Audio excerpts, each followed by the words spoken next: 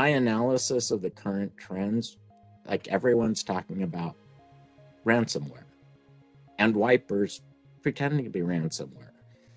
And yeah, that's the big story, but here's the background. What's happening behind the scenes? The background is we don't have enough outreach for cybersecurity education.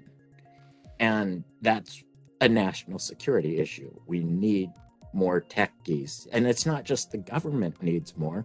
Places like Kaseya, they need more cyber defense skill because supply chain's huge. But it might not be the people you think are most likely to need to do the outreach. It's great that companies do outreach, have internships, that's all wonderful. But who do you think it is that really needs to do outreach? It's your recent computer science graduates, the people graduating, the people 1 or 2 years into the field. And the reason for that is there's a huge shortage of talent. These people go for 5 years, they get into the management area. Who are they going to get to support them? They need really qualified people to make them look good. So it's critical that these fresh faces coming into the field help encourage other people to join. It's national security and it's their success too. AI is really all about heuristics. I mean, these companies will say, we don't use heuristics. Well, yeah, anything that's rule-based is heuristics, and AI is all about very complex rules. The problem is, as AI gets more and more developed, it gets less and less understood by the creators. And what I mean by that is the programs will make decisions that no human would have made. Maybe a million monkeys throwing darts at a dartboard would have, but no human would have made.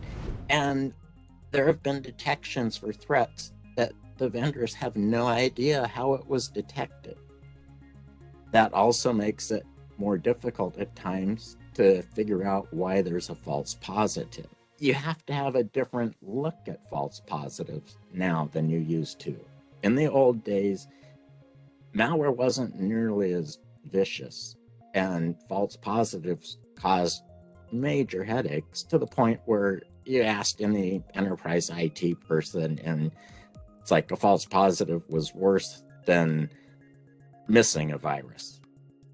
That's different today. And ask Maersk, the shipping line, the NotPetya hit them, and it was only one offline domain server in Ghana, I believe, that saved them from having to recreate their entire Active Directory system.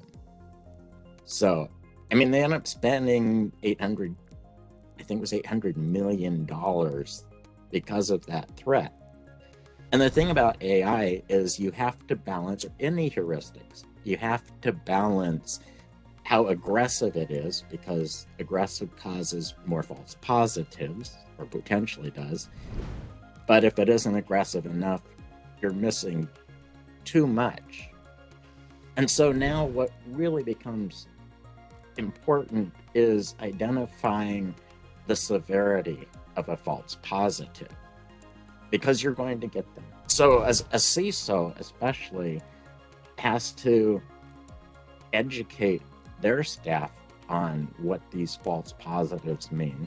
The CISO has to have a very good SLA with their security vendors, because they need to get things fixed quickly.